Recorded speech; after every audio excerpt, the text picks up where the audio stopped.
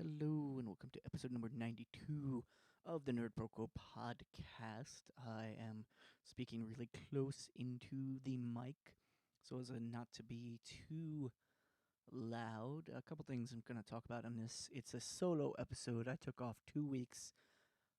A bunch of us were very busy, so we haven't really gotten a chance to record an episode in 2 weeks. So I took 2 weeks off. I was very exhausted. Also trying to book guests and slowly putting together the 100th episode, which is coming up very, very soon. Probably going to be split into two different episodes. One, it's probably all going to be live. It's going to be a live show. We're going to be having a lot of live performers, and probably it's going to be split into two episodes or one entirely too long episode, which will be both a podcast and a live show. More information on that as it comes together. The plugs, I have no idea who are performing on these shows, but Tuesday night, it's Union Square Slam. That is at the Bureau of General Services Queer Division in the LGBT Community Center. Oh my god. Pausing. Momentary pause there. So, yeah, it starts at 7, $5 cover. I have no idea who the features are for the next couple of weeks because I haven't been keeping track of this, but go check that out. It's a 6 p.m. There's a free workshop. Also, every Friday night, the Living Room Comedy Show that is free, 8 p.m., 6th Street between 4th and 5th Avenue at the Postmark Cafe in Park Slope, Brooklyn. Also, Union Square Slam is 208 West 13th Street, room 10. So what did I want to talk about in this episode in the brief time that I have you here? Well, a couple of things.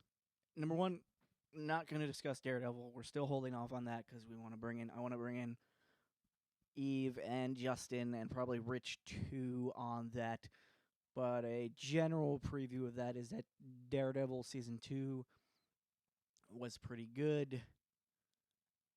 As someone on the internet has stated, Daredevil Season 2 was okay. Punisher Season 1 was amazing, is basically how I will sum that up. So what else did I want? A couple things. So got the most recent Buffy the Vampire Slayer trade, and I know a couple of people who I've been talking to and a couple of people who've been reading this arc had their moments of displeasure and or just discomfort with Buffy getting together with Spike again. Interesting thing that they did. Still kind of working through how I feel about this. They did directly address the fact in an issue called Trigger, of all things, where Buffy and Spike kind of directly address the issues that everyone brought up with her getting back together with Spike, with the stuff that happened during season 6. I know the argument that has been brought up is basically the whole falling in love with the person who traumatized you type deal. They do address that directly in this issue. I'm not entirely. I haven't quite solidified how I feel about it. Here's what I will say about it. I think it was a brave move by the writers, by Christos Gage and Rebecca Isaacs and the people behind the book and Nicholas Brennan for directly addressing that as an issue. Because and it's smart that they knew that it was going to come up, that people would be like, why is she with him, blah, blah, blah, blah. I just don't know, and they really, they went in on it. They had Buffy and Spike going after an incubus, and an incubus who had targeted actually someone who works with traumatized women, so they really went in on it, in addressing it in a sort of, through the story, addressing the issue that everyone was having with Buffy being back together with Spike. Again, it's one of those things where I kind of applaud them for addressing it directly and kind of not copping out on the issue, but I also feel like it's that catch-22, it's a double-edged sword of okay, you've dealt with it. It still doesn't necessarily resolve. I know for sure that there's going to be a lot of readers out there who are fans of the comic book and of the series who are going to still be super uncomfortable. And in fact, that this story where they directly address it will, I don't know that it will resolve it for them. In fact, it might, in fact, make it worse because that's often at times when you would deal with these issues directly in your storylines with, sexual abuse or rape or any sort of trauma, you tend to find that people fall on either side of it. They either commend it for the attempt to address it directly, or they fall on the other side of it where they just completely either dismiss it or think it's horrible that they're the way they go about it. Again, I don't know that the story that they had, like, it has moments where it's just like, okay, it's good that they're addressing this and they're not like glossing over it, but at the same time, I don't know that the actual story itself was good enough or executed skillfully enough that it really resolves that issue. On the other hand, one of the things that does happen in that issue, kind of spoilers, kind of the end of it, is that it is a thing that'll continue. It isn't something like Buffy actually ends up having a conversation with this counselor, and she said it's not something that goes away. It just you continue to have it. It just if you can continue to live and love, which is basically it ends on like a nice note between Buffy and Spike, kind of Buffy telling Spike is like I can't I'm not necessarily gonna forget or forgive, but we can still live our lives and be together, and it's sweet. But again, it's like how they get there. I don't know whether it's enough. I don't know that it'll be enough for people who are falling on one side or another about Buffy and Spike being back together. Also, in that trade paperback, you have them fighting the big bad for this season, which is Arceus.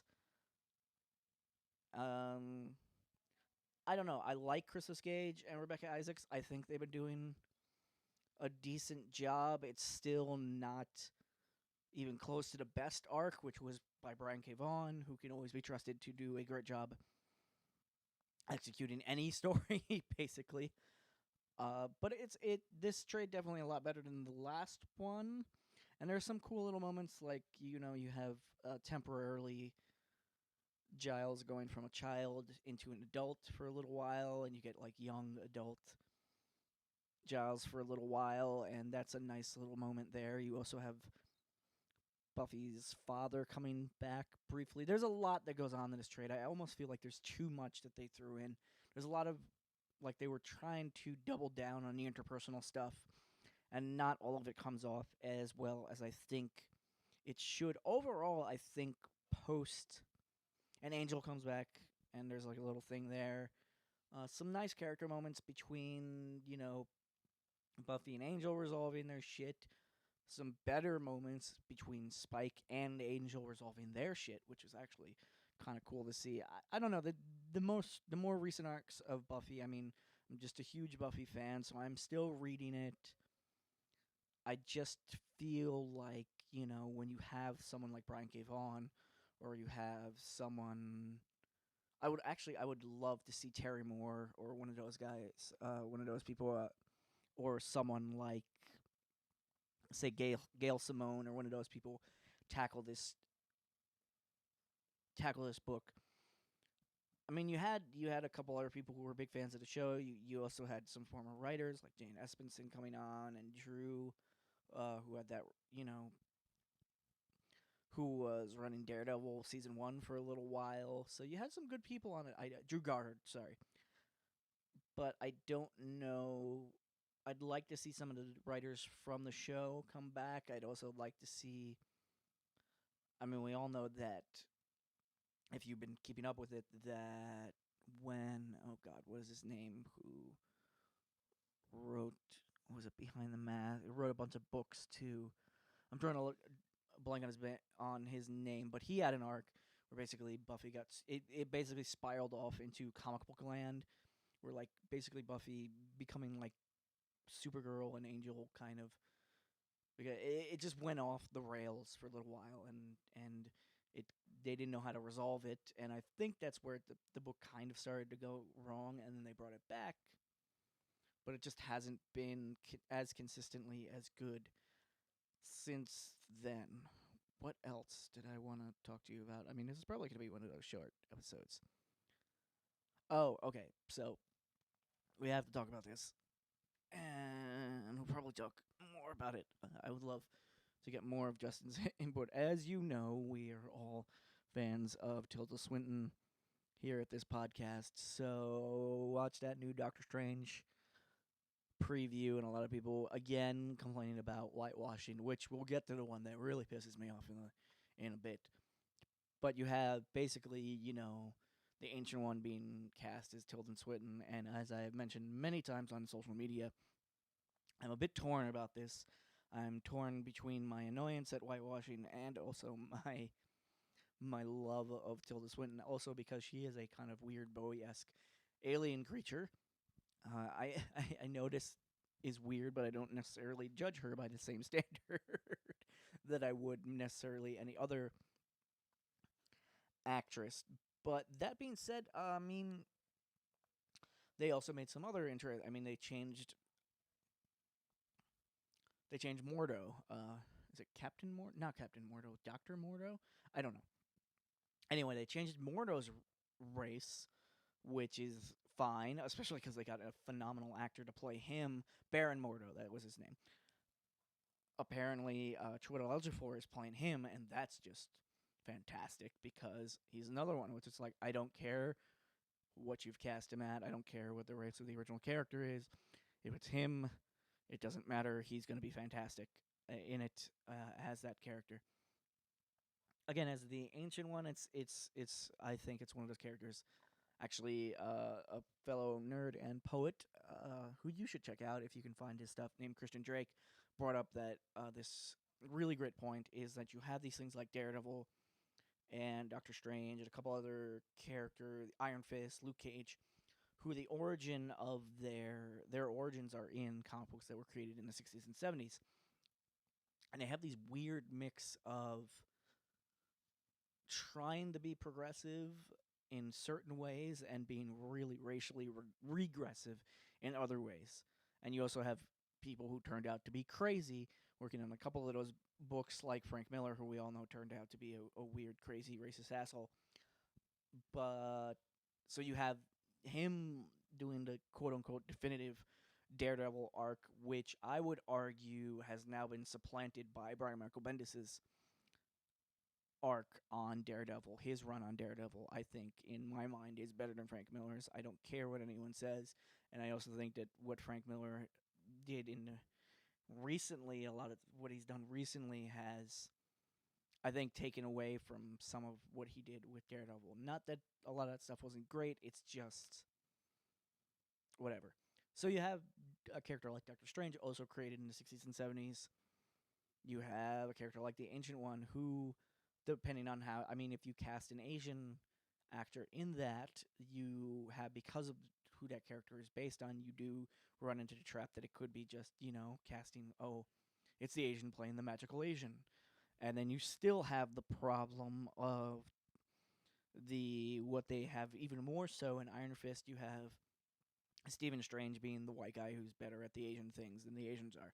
So you run into that problem. I think and Marvel actually had responded to this, was I think they were trying to subvert some of that by reversing the gender of the character, and also by, honestly, I think by casting someone like Tilda Swinton, who is kind of nebulous.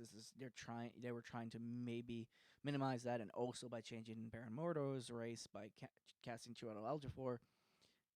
I think they were making an attempt, at least that's what it seems like, to kind of divert the problem that you've run into with Iron Fist.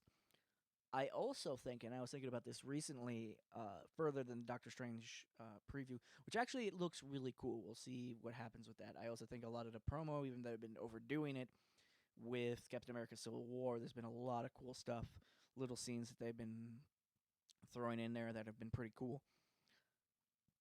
But beyond that, you just have these characters who were created in the '70s, where there was a lot of uh, Asian racism. But I also think,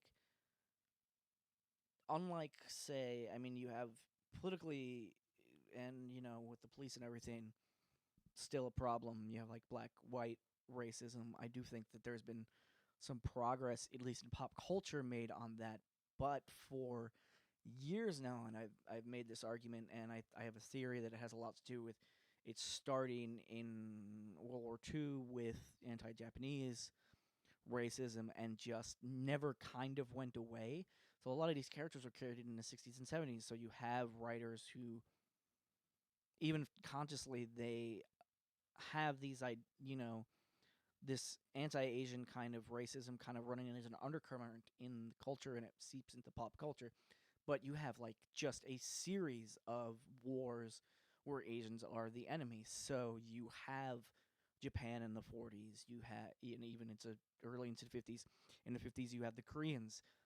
In the '60s and '70s, you had the Vietnamese, and then more recently, you have the Koreans again. So you have this kind of undercurrent of Asians as the enemy, and I think that permeated its way into culture, where racist stereotypes and racism against Asians kind of became, for a really long time, even way after in culture, racist and stereotypical depictions of blacks and Latinos became unacceptable on television and in movies. Racism against Asians is weird just now that, like, people are having discussions about this, like with Iron Fist, like with Doctor Strange, like with even show like TV has actually done a better job of this. Like you have Fresh Off the Boat, you have Stephen Wen on Walking Dead. So I think it's starting to shift, but for a really long time, racism and stereotypes, and I'm probably going to talk to Justin about this. Justin, if you end up listening to this, definitely tag in on this one. But I think it's going to take a while for that to go away, and I would bet good money, because for years it wasn't just white people who were having stereotypical portrayals, of Asians on screen, or subtle or not so subtle racism against Asians by white people, but you also have a big, huge element of that in all other minority cultures. There's definitely been very racist portrayals of Asian people in predominantly Latin starred and Latin produced films. Definitely in all blacks. I mean, I would bet money, even though I haven't seen any of them, that there's at least one horrible racist stereotyped Asian in one of Tyler Perry's films. I would bet good money that there is at least one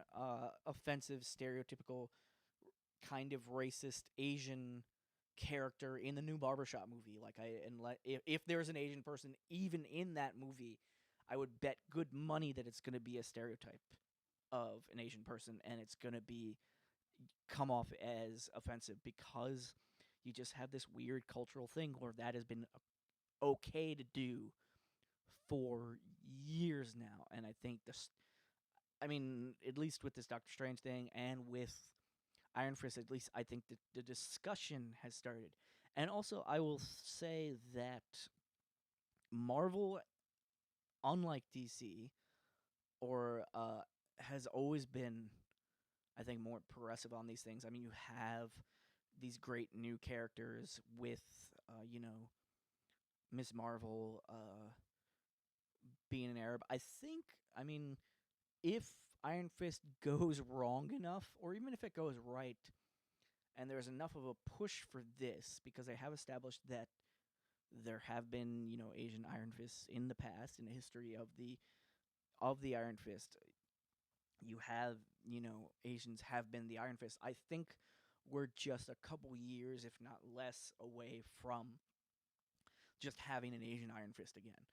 It would take a move from Marvel to make that decision, but I would hope that, there's enough of a movement. I mean, they've definitely been with bringing back. I mean, of course, because he's going to be in the movie and they're going to have a movie for Black Panther, they, have, you know, the new writer of Black Panther, who I'm not going to say because I'm terribly afraid that I'm going to mispronounce his name. So I'm just Coates. That's his. I'm just going to use his last name because I'm afraid I'm going to mangle his name.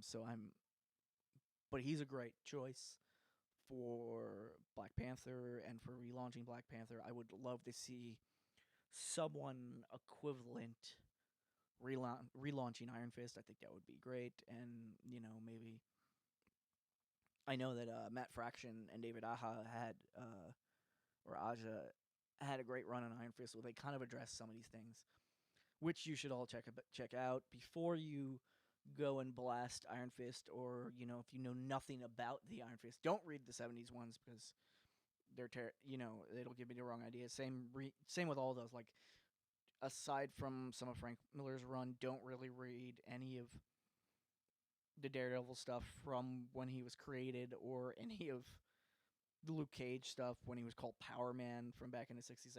You don't run into that with Jessica Jones because she is a relatively recent character, only in the past, like, I want to say 2000s, maybe late '90s even.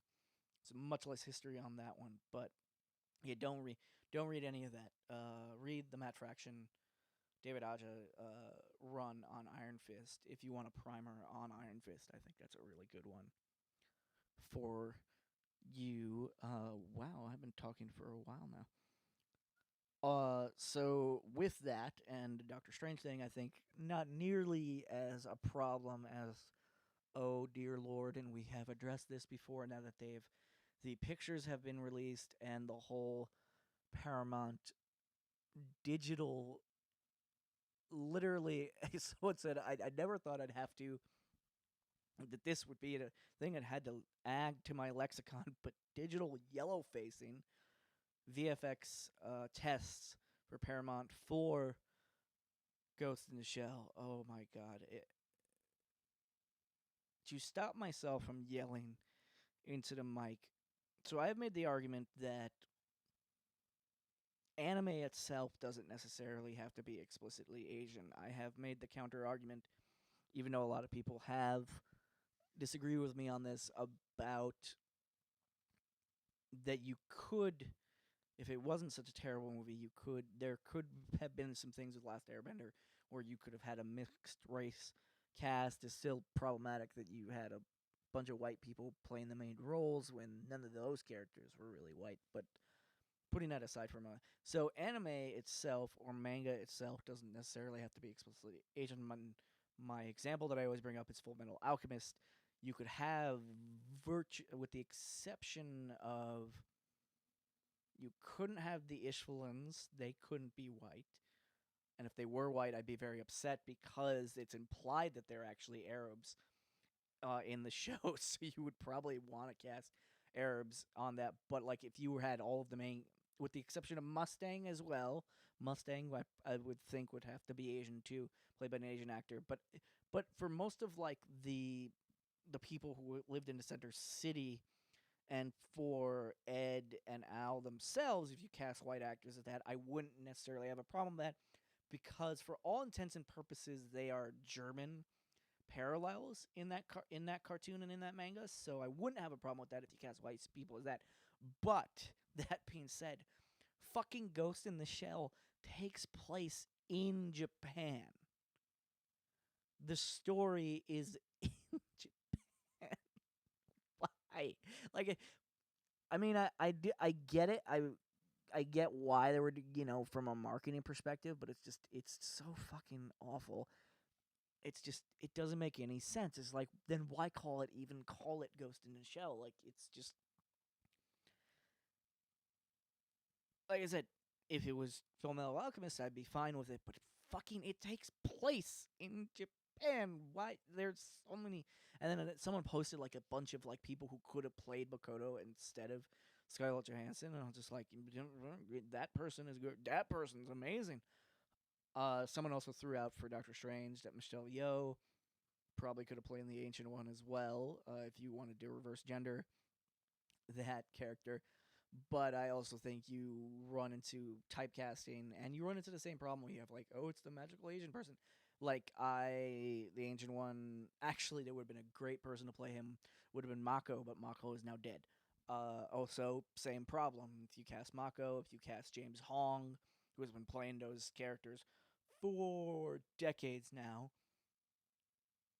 Also, James Hong would have to do his his the the accent that we all know that James Hong has in every movie, but is not his actual speaking voice. If you didn't know this, James Hong, Lopan in Big Trouble in Little China, a whole shit ton of other movies and voiceover roles. That's not his real voice. That's an affectation that he has created, and he has gotten more work because of that affectation. And the reason why he's got more work is basically because of racism against Asians to a certain extent.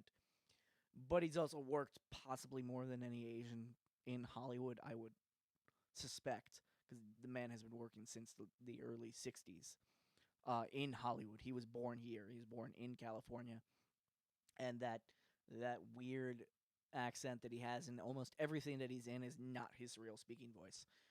That is not his real speaking voice. I don't know why I keep repeating that, but to put the the point home, that isn't. Yeah. Anyway, I said it a bunch of times. So, bottom line, Doctor Strange. I mean, mixed feelings about that. Progressiveness and racism and all that aside, it still looks really cool. I'll still end up going to see it. I'm still gonna watch Iron Fist just to see whether it is a train wreck or not. We will see whether it's a train wreck or not. The Even though I'm not going to discuss really Daredevil season 2 that much, I will say that the Daredevil season 2 does not bode well for Iron Fist being good, but I will watch it if for no other reason than to watch the train wreck unfold. And I think because I haven't really watching any, I haven't caught up on Legends of Tomorrow. I got really bored of that show. Whatever. But I think that was it. I would love. I'll probably tag Justin in on this, and we might do a little side thing next time I see Justin. If you listen to this, I would love for you to tag in on this. I know we have discussed Ghost in the Shell and a couple of those other things, but I would love to hear your feelings on both Daredevil. We're probably gonna get when we get together and talk about Daredevil. We'll talk about that. Some cool guests coming up. Really cool guests actually. That was part of the reason why I took 2 weeks off. I was trying to get people down. I'm still working on that. We're going to be having a couple more hostfuls coming up, but in the meantime, you have this what is now almost a half an hour hostful. So yeah, if you have opinions about any of this, or you want to discuss anything, go ahead and hit us up in the comments section for this on nerdproquo.com/podcast. Also, going to be posting this, if not tomorrow, then Tuesday night, some point later this week. This might actually go up late. This might not go up till tomorrow. So post in the comments in iTunes or anything. Let us know about your opinions when it gets posted on YouTube, on a Doctor Strange preview, on Asian racism, whatever you want to throw in. I would love to hear from you guys. I would love hit us up on Twitter, nerdproquo.com Twitter.com/nerdproquo, YouTube.com/nerdproquo. Let's get a discussion going. I love having a discussion. I've been doing a lot of social media stuff, a lot of responding to videos on the internet, not as NerdProQuo, but as me personally. You can go ahead and hit up my Twitter handle if you want. That's twitter.com/murdoch22. That is me on Twitter. And we can discuss these things. In the meantime, I wish I had a catchphrase to send you off with. You could just tell me that I'm wrong. I'm fine with that. Jaime is always wrong. Hashtag it that way. If you're gonna hit me up on Twitter, just go, blah blah blah blah blah blah. Doctor Strange hashtag Doctor Strange. Blah blah blah blah blah. You're an asshole. Blah blah blah blah blah. Hashtag Jaime is always wrong. Go ahead and do that. Enjoy yourselves.